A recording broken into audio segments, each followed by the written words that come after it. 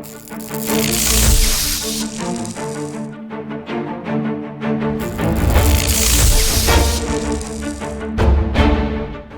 mbola ho ampitombona amintsika ane ny fahasoavana avy amin'Andriamanitra raisy Jesosy Kristy Tompo ary ny fiadana Kristy ambony noho ny zavatra rehetra ny anapaka amin'ny fonao amin'ity anio ity.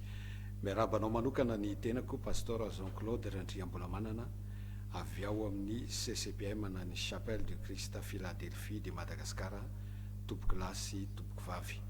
Ankafaliana tanteraka no entina mandroso eo anivon'ny tokantranontsika ary ho anao izay mpanaraka ny pejy ny Ledefi.mg Madagascar amin'ity anio ity.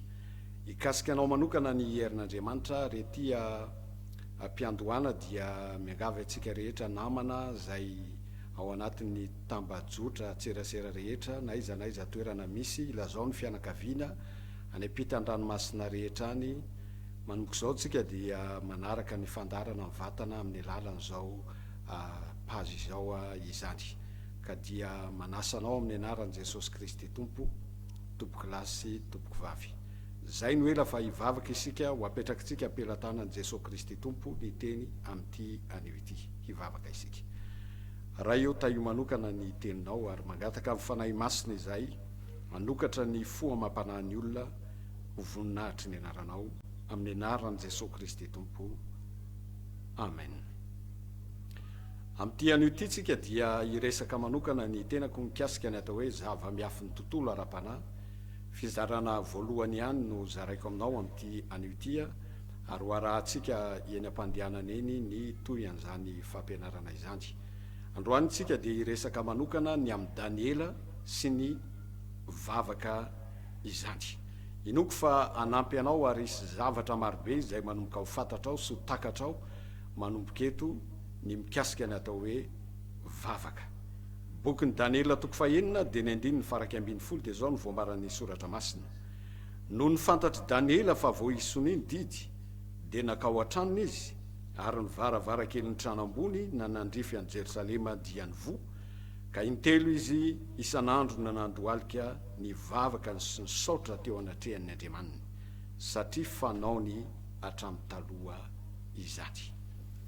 Avy amin'izany tantarana lehilahy anankiray izay atao hoe Daniela izany, izay babo anisan'ireo tanora babo tamin'izany fotoana tamin'ny andro Nebokadnezara nalaina ho andevo tany amin'ny firenen-kafa ary niaina teo ambany vahoan'ny mpanjana tany zany ho ianarantsika ny sitrapon'Andriamanitra amin'ity anio ity.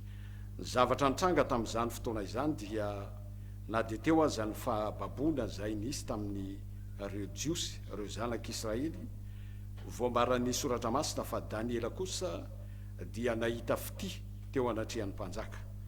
Ny zavatra nampiavaka ny Daniela dia ny nofy, ny fahitana ary ny fahalalana ny amin'ny zava-miafina araka ny voambaran'ny tenin'Andriamanitra.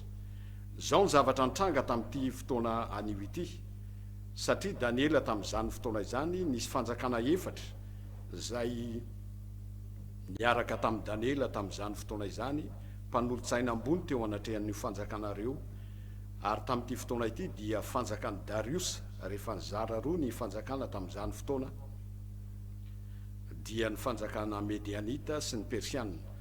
Ary Daniela dia ozy izy nivoambaran'ny ten'Andriamanitra manao hoe anisan'ny mpanolontsaina tao amin'ny fanjakana Medianita tamin'izany fotoana.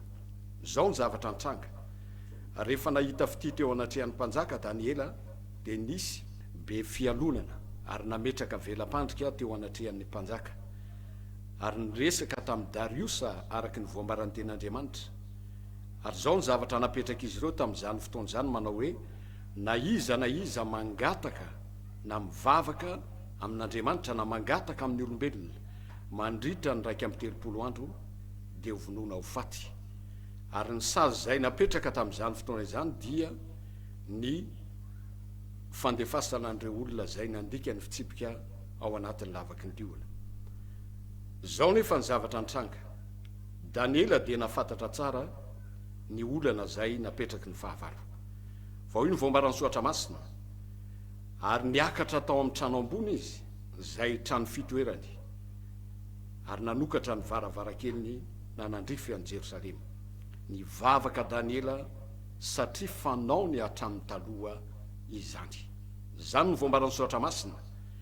Zany hoe raha ny tranganisy tamin'ity fotoana ity dia Daniela dia voambaran'ny ten'Andriamanitra hoe fanao ny hatramin'ny taloha ny mivavaka mangataka amin'Andriamanitra. Ary inoko fa tsy hoe nitondram-bavaka manokana mikasika ny amin'ny lalàna sy ny didy izay napetraky ny mpanjaka izy akory. Maro mantsy ry havana malala ny kristianina rehefa miatrika zavatra izy raha misy tranga lalovany, zay vao mitaraina amin'Andriamanitra.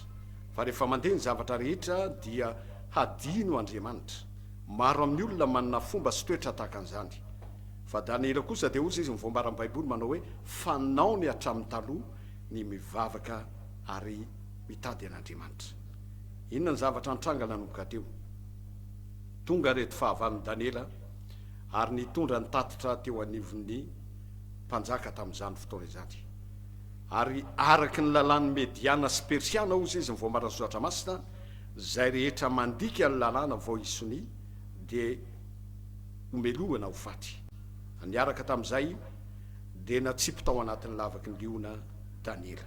Inona ny tranganisy tao anatin'izany? Tsy nahita tory ny mpanjaka nandritry ny alina manontolo, hoy ny voambaran'ny soratra masina. Ary rehefa tonga ny maraina dia niazakazaka teo amin'ny vavany lavaka izy, ary niantso tamin'ny feo feno alahelo manao hoe Daniela, ny Andriamanitra ao va nahavonjy anao teo anatrehan'ny liona. Zany ny zavatra nataon'ny mpanjaka. Ary io Daniela, ho velona mandrakizay enenao ry mpanjaka, fa ny Andriamanitra dia naniraka ny anjeliny nanakombona ny vavan'ny liona tsy andratra. Zany ny zavatra nambaran'i Daniela. Inona ny antony? Satria Daniela dia olona nanomana ny tenany ho an'ny vavaka mandrakariva.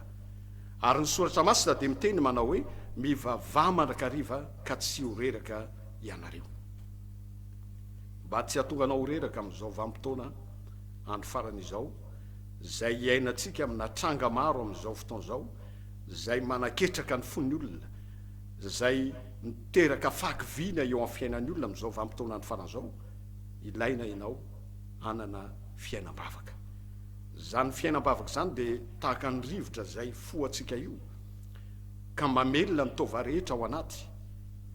Dia toy izany ihany koa ny vavaka. Vavaka dia tahaka ny fofinaina mahavelona, zay manetsika ny tova rehetra ao anatintsika ao, manetsika ny tanan'Andriamanitra, hikasika antsika ary hanova ny zavatra rehetra hita ny masontsika. Azady dia tiako milaza aminao fa hoy ny Baiboly manao hoe zay tsy hain'olombelona tao dia hain'Andriamanitra. Jorovavolombelona kely aminao vehivavy anankiray amin'ny fotoana andro dia zaraiko amintsika, omeko antsika ny sariny rehefa manaiky izy ho alaina sary. Io vehivavy io dia mivonto ary efa tena hiandrasana fotsiny ho faty. Teo amin'ny 20 andro teo na araka amin'ny 20 andro lasa izay. Inona ny zavatra nitranga? Efa tsisy nofo intsony ny vatany fefa taolana sy hoditra sisa. Ary ny kibony dia tena mibotsina tahaka an'ireny vehivavy efa ho teraka ireny. Natao daholo ny zavatra rehetra mba hitedavana fitsaboana amin'ny vehivavy io. Efa nitetezana fiangonana, efa nitetezana karazana fametrahan-tanana. Fandray andro dia natson'ny fianakaviana dia tonga tao an-tokantranony. Marary tsy afa-metsika ntsony eo ambony fandriana izy, tahaka ny hoe ora sisa ny andrasana dia ho faty izy. Nanomboka nanambara taminy aho, voalohany indrindra raha tonga eto ny tenako, tsy hoe zany mpanao fahagagana. Na ny rehetra dia tsy mahina inona na inona. Fa zao ny zavatra ambarako aminao ozy izy ny Baiboly manao hoe diso zavatra railoha ianao, diso zavatra nangatana ianao. Satria ianao nitety, satria ianao niazakazaka, nitady fanasitranana, nitady zay fomba rehetra mba ahafahanao mahita fanasitranana, fa tsy nahita ianao. Tsy ilay fanasitranana no zaraiko aminao androany, fa Jesosy Kristy. Ka zao ny zavatra ambarako aminao, atolory an' Jesosy Kristy ny tenanao, zany ho zany efa natao batisa satria te ho sitrana efa natao daholo zao fomba rehetrarehetra izao fa zao no nambarako taminy bebay ianao satria ianao mbola tsy mibebaka mbola tsy nanaiky an' Jesosy Kristy marina ianao fa fanasitrana ny tedafinao inona ny zavatra nitranga tomany tamin'ny ranomaso vehivavy io ary nanomboka nametra tanina taminy ateo fa zao ny zavatra isaorana lehibe ho anan'Andriamanitra ny voninahitra fotoana fohy taty aoriana efa sitrana tanteraka izy ary amin'izao fotoana zao araka ny zaraiko tamintsika hoe iangavy azy ara manaiky izy ho alaina sary dia ho avoakako amintsika ny sariny hoe io le vehivavy ary vavolombelona zany izy ny fianakaviana rehetra efa mandeha efa tafatsangana efa miverina amin'ny laony ny tenany tsy tamin'ny 20 taona lasy zany zavatra resako aminao zany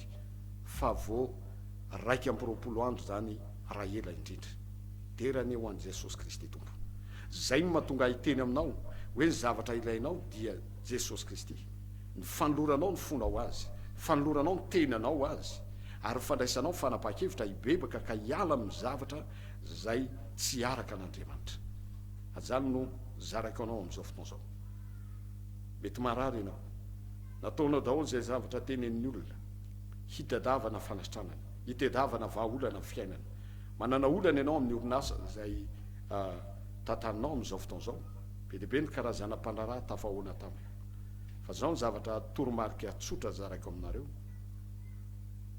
ozy izy mivambaran'ny baiboly raha miasa ao iza no asakana apetrao ampelantanan'i Jesosy Kristy ny fiainanao hitako zany hoe mpandarah ary mino afa mijery ahy izy ankehitriny vo miainga ny vola satria mandefa entana any ampita-dranomasina izy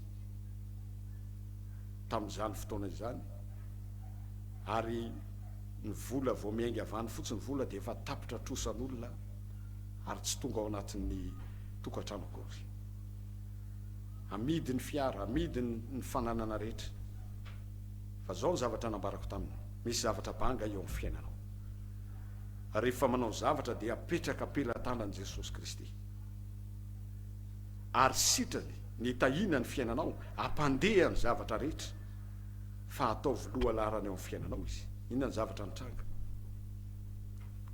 isaky ny efa-bolany ireo olona ireo no mandefa conteneur anankiray araky ny filazany ary tamin'izany fotoana zany dia tena mafy ny mamorona an'ireo entana ao alefa fa ray volana mahery tao ambadiky ny vavaka zay natao taminy conteneur efatra isam-bolana ny commandiny ary lasa ny namana ny olona rehetra dia nalaina hiara-iasa ary nisokatra ny lalana zany ho voninahitr'Andriamanitra zany tsy misy hoe zao ny fombafomba ataonao mba hahafahanao ahita zavatra ohatran'izao fa tokana raha misy zavatra tsy araka an'Andriamanitra esorony zany ary zay ny antony ametrahana ny fiainana ampelantanan'i Jesosy Kristy araky ny voambarany soatra masina Daniela dia olo nivavaka tsy nivavaka Daniela hoe Andriamanitra hoe esory amin'izao lalan'izao na ohatran'izao fa nivavaka Daniela dia efa fanaony hatramin'ny taloza izy nisaotra an'Andriamanitra izy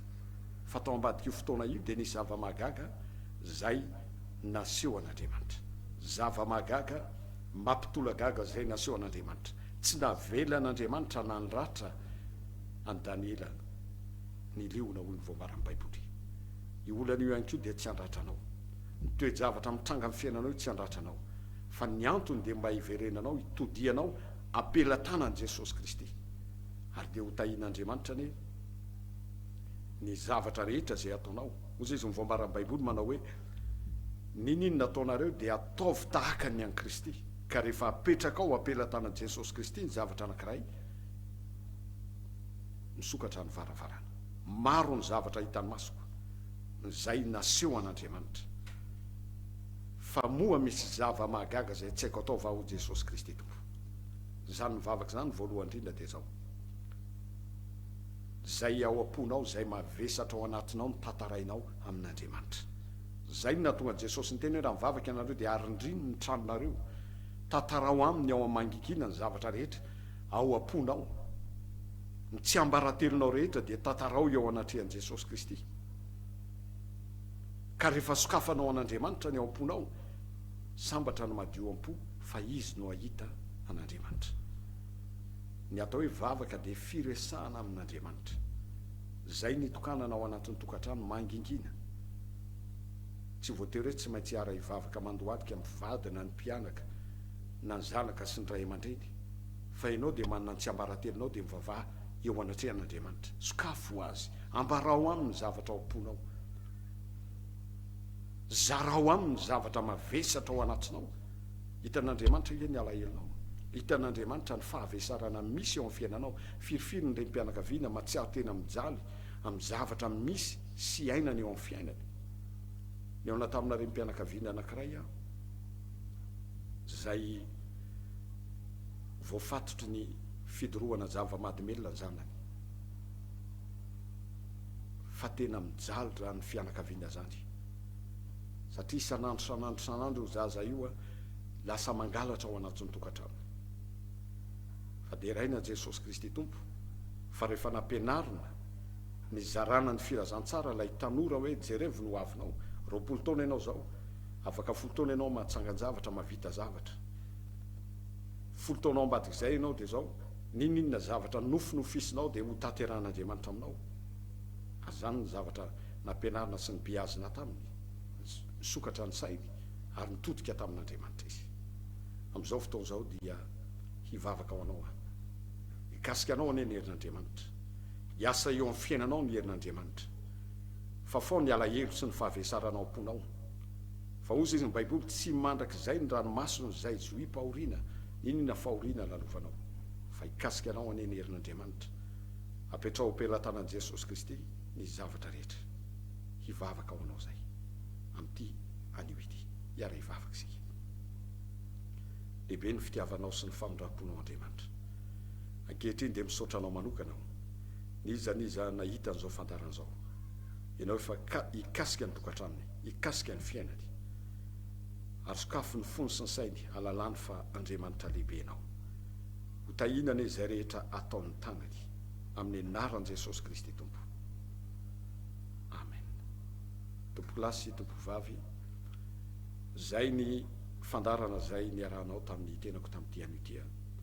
Azadino ny mizara ny peditsika rehefa avy mijery ianao mizara n'izany amin'ny hafa. Azadino no mampafantatra ny hafa fandarana amin'ny vatana iarahanao amin'ny tenako Pasteur Claude RANDRIAMBOLAMANANA, zay ho an'ny olona maro mpanaraka azy hatramin'izay nandritra ny taona maro zay zarana filazantsara. Manongo izao dia arahantsika indray ny fandarantsika amin'ny lalan'izao pejy izao izany. Fiadanan'i Kristy ambony ny zavatra rehetra ny anapaka ny fonao na voaka na miditra. Veloma tompoko.